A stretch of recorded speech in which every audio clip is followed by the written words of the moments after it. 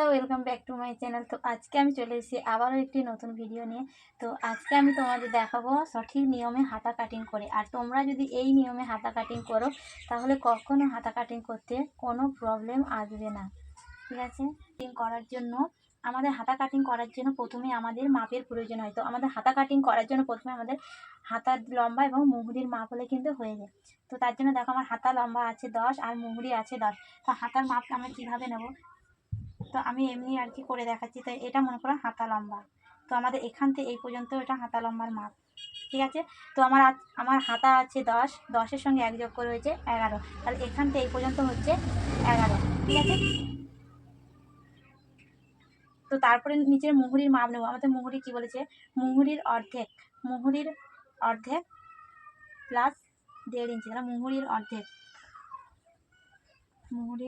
Half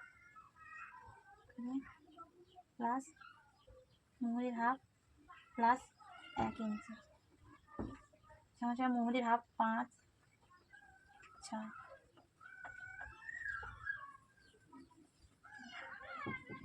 5, 6.5। ঠিক আছে?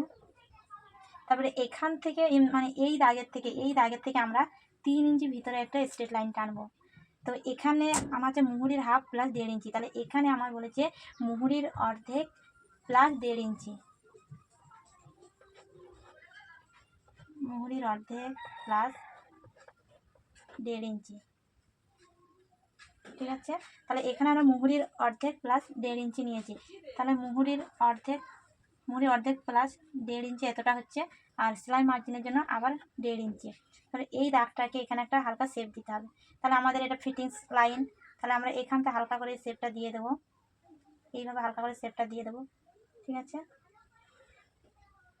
তারপরে এখানে যে আমাদের 1.5 ইঞ্চি এক্সট্রা নেওয়া আছে, এবার এই দাগের থেকে এইটা টেনে দেবো। ঠিক আছে?